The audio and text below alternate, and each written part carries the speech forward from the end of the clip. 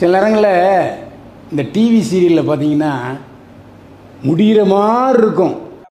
வந்தாச்சு மீண்டும் மிஸ்டர் சீமான் ரொம்ப உத்தமர் மாதிரி தமிழ் தேசியத்தை பற்றி இவ்வளோ கதை பேசிட்டு நான் ரொம்ப நல்ல தமிழ் அப்பா அம்மாவுக்கு பிறந்திருக்கிறேன் அப்படின்னு இன்னைக்கு சொல்லியாச்சு. அப்போ நான் என்ன மிஸ்டர் சீமான் ஹிந்தி அப்பா அம்மாவுக்கு பிறந்திருக்கிறேன், நானும் தமிழ் அப்பா அம்மாவுக்கு தான் பிறந்திருக்கிறேன். ஒன்றும் இல்லை மிஸ்டர் சீமான். சில நேரங்களில் இந்த டிவி சீரியலில் பார்த்தீங்கன்னா முடிகிற மாதிரி இருக்கும். வந்தாச்சு மீண்டும் மிஸ்டர் சீமான் ரொம்ப உத்தமர் மாதிரி தமிழ் தேசியத்தை பற்றி இவ்வளோ கதை பேசிட்டு நான் ரொம்ப நல்ல தமிழ் அப்பா அம்மாவுக்கு பிறந்திருக்கிறேன் அப்படின்னு இன்னைக்கு சொல்லியாச்சு. அப்போ நான் என்ன மிஸ்டர் சீமான் ஹிந்தி அப்பா அம்மாவுக்கு பிறந்திருக்கிறேன், நானும் தமிழ் அப்பா அம்மாவுக்கு தான் பிறந்திருக்கிறேன்.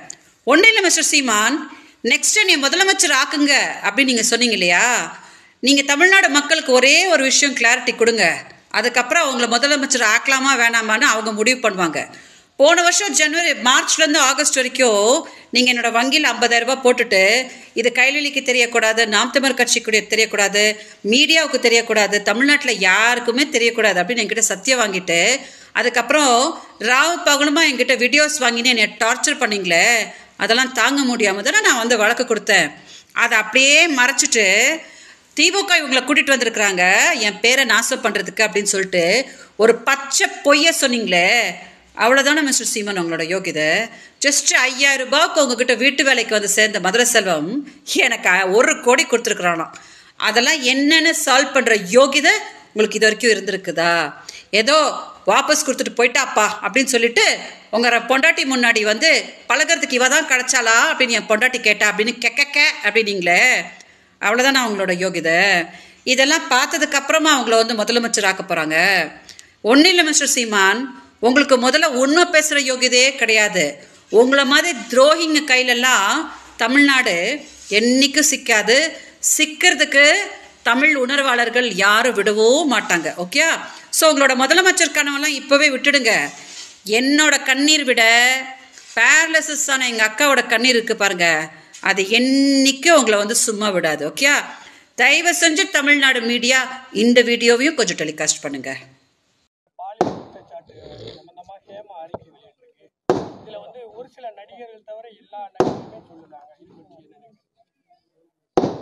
இது வந்து திரைத்துறையில் மட்டும் இல்லை, எல்லா துறைகளிலும் இந்த பாலியல் சீண்டல்கள், இந்த குற்றங்கள் நிகழ்ந்துகிட்டே இருக்கு.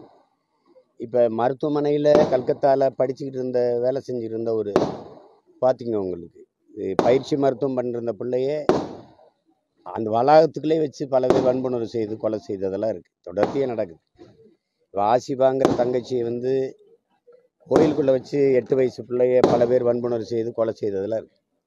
இது எல்லா துறையிலும் இருக்குது, பேருந்தில் போகும்போது இருக்குது, எல்லா துறையிலும் இருக்குது. அது வெளிச்சத்துக்கு வந்துருச்சு. ஒருத்தர் வந்து அது குற்றச்சாட்டு பதியும் போது அது வெளிச்சத்துக்கு வருது. அது திரையுலகம் வந்து ரொம்ப புகழ்பெற்ற ஊடகமாக இருக்கனால பளிச்சுன்னு வருது. எந்த துறையிலையும் இதை நடக்க அனுமதிக்கக்கூடாது, அதுதான் என்னுடைய கருத்து. அதில் இது வந்து வெளிச்சத்துக்கு வரும்போது இந்த குற்றச்செயலில் ஈடுபடுவதற்கு எல்லாருக்குமே ஒரு அச்சம், ஒரு நடுக்கம் வரும். இன்றைக்கி தொழில்நுட்பங்கள் வளர்ந்து விட்ட காலத்தில் எல்லாமே நம்ம ராதிகாலாம் சொல்கிறாங்க பாருங்கள், அந்த பாதுகாப்பு வண்டின்னு ஒன்று இருக்குது, கேரவேன், அதுக்குள்ளே சிசிடிவி கருவியை வச்சு பெண்கள் வந்து இப்போ பெண்கள் இருக்கிறாங்கன்னா அது வச்சிருக்கிறது தெரியாது. அவங்க போய் உடை மாற்றும் போது, ஓய்வு எடுக்கும்போது அதெல்லாம் பதிவு பண்ணுறது எவ்வளோ அநாகரியம்னு பாருங்கள். அப்போ அது எல்லா இடங்கள்லையும் இது கவனமாக இருக்க வேண்டியது.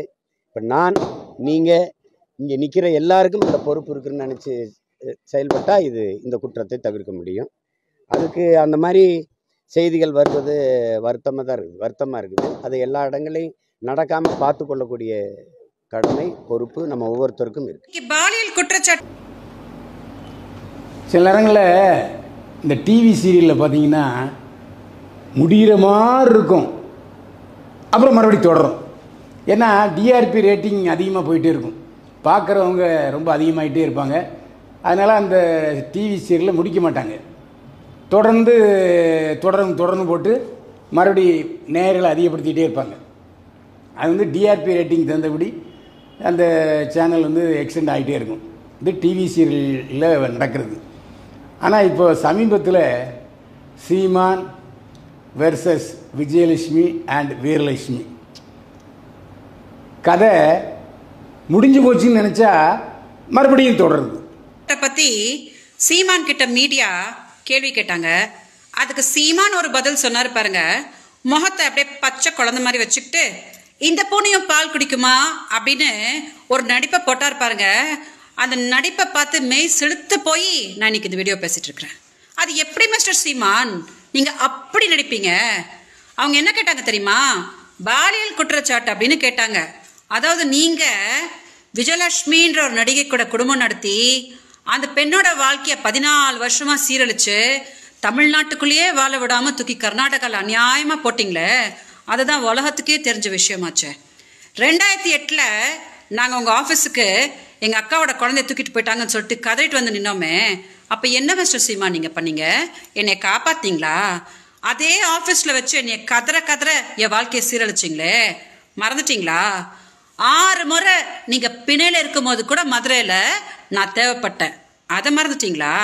இந்த எல்லா கேடுகட்ட வேலையும் பண்ணிட்டு போன வருஷம் 50,000 ரூபாய் கொடுத்துட்றேன், திமுக காரங்க முன்னாடி எதுவும் பேசாத, கைவிலிக்கு எதுவும் தெரிய வேணாம் அப்படின்னு சொல்லிட்டு ஒரு டீலை பேசிட்டு நீங்க வந்துட்டு அப்புறம் என்னை டார்ச்சர் பண்ண ஆரம்பிச்சுட்டு தாங்க முடியாம நான் வந்து கம்ப்ளைண்ட் கொடுத்தா என்னையும் திமுகவையும் சேர்த்து வச்சு கொச்சையா மேடையா இன்ன வரைக்கும் பேசிட்டு இருக்கிறீங்களே, அதை மக்கள் மறந்துட்டாங்கன்னு நினைச்சிங்களா?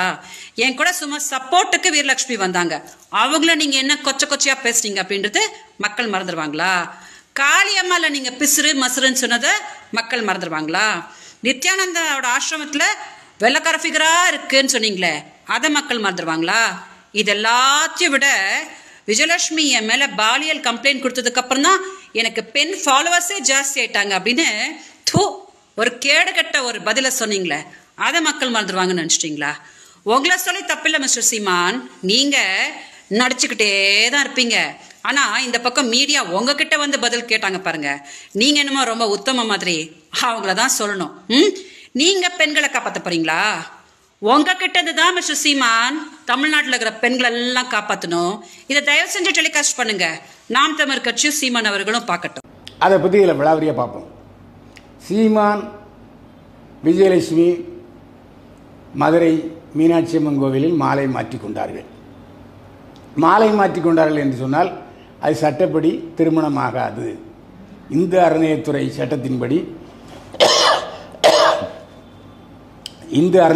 சட்டத்தின்படி மீனாட்சி அம்மன் கோயிலில் பதிவு திருமணம் பண்ணணும்.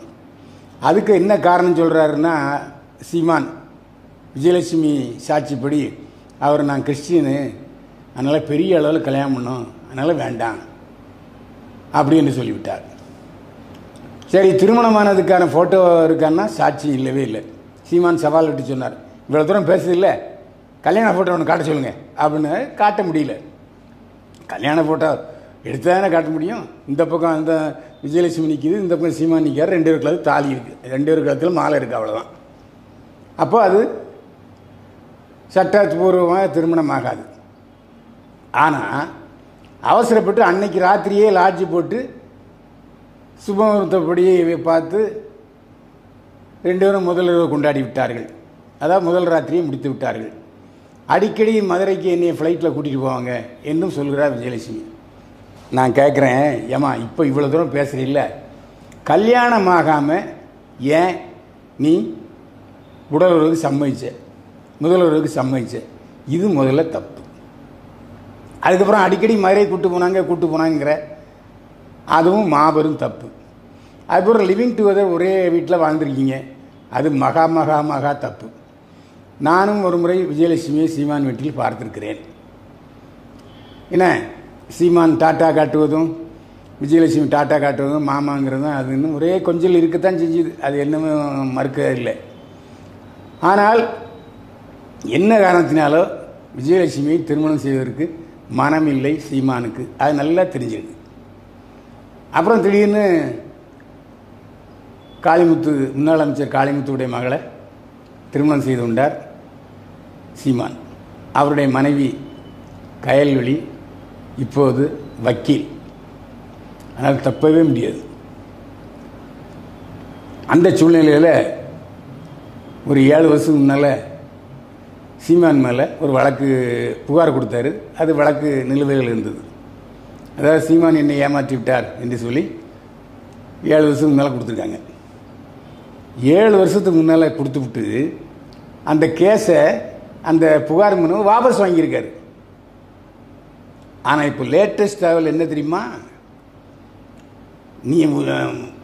நீதிமன்றம் கேள்வி கேட்குது போலீஸ்காரங்கிட்ட, ஏயா 7 வருஷமாக சீமான் மேலே விஜயலட்சுமி புகார் கொடுத்தது நிலுவையில் இருக்குது வழக்கு, ஏன் விசாரிக்கலை என்று தமிழக போலீஸார் மீது காதில் நங்குன்னு மண்டையில் ஒரு கொட்டு வச்சிருச்சு.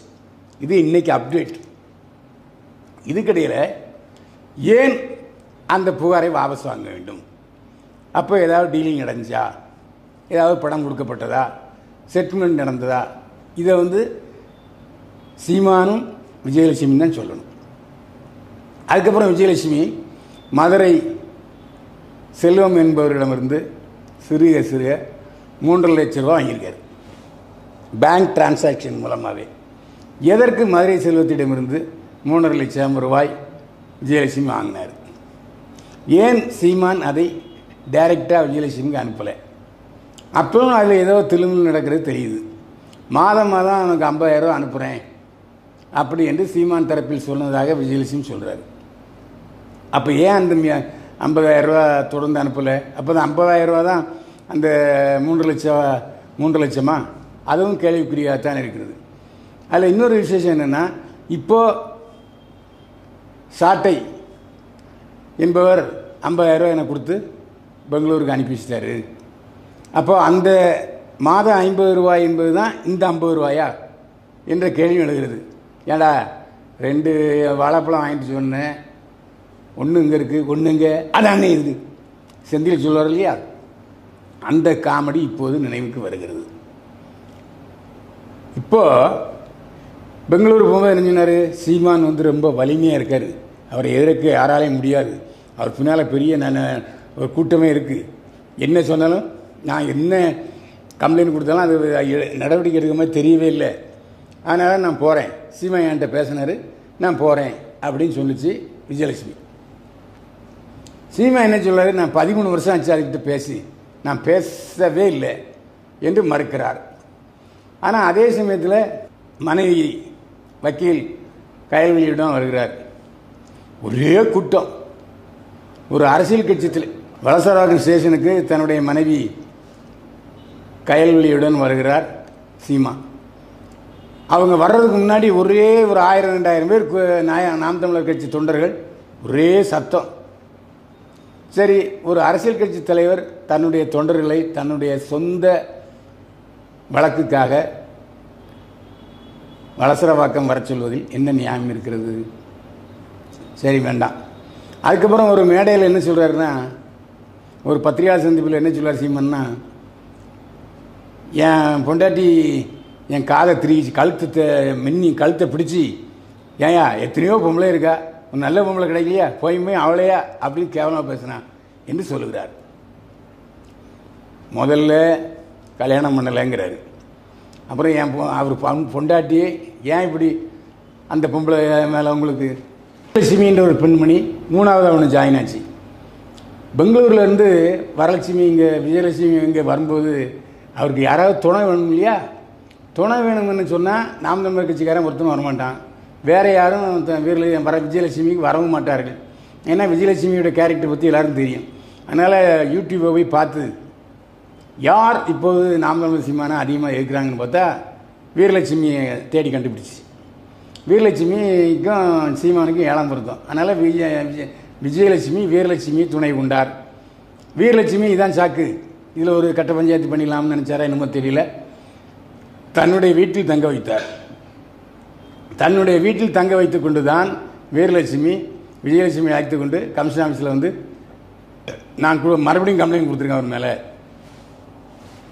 சீமானை அரெஸ்ட் பண்ணுங்க, சீமானை கைது பண்ணுங்க தொடர்ந்து குரல் கொடுத்துட்டு வந்தார். அப்புறம் விஜயலட்சுமிக்கு அவருக்கு சண்டை வந்தது. விஜயலட்சுமியிடமிருந்து என்ன காரணத்தினாலோ வீரலட்சுமி பாய்த்து கொண்டார். ஒரு 4வது நாள்லேயே விஜயலட்சுமி வீரலட்சுமி கணவன் வெளியே அப்படி என்று சொல்லுகிற வீடியோ வெளியே வந்தது. என்னங்க நான் என்னங்க தப்பு பண்ணேன், ஏன் வெளியே போகணும்? இல்லை நீ வெளியே போ அப்படி என்று வீரலட்சுமி புருஷன் சொல்கிறாரு. அந்த வீடியோவும் வெளியே வந்தது. அதுக்கப்புறம் என்ன நடந்ததில்லை, மறுபடியும் சேர்ந்துக்கிட்டாங்கன்னு சொன்னாங்க.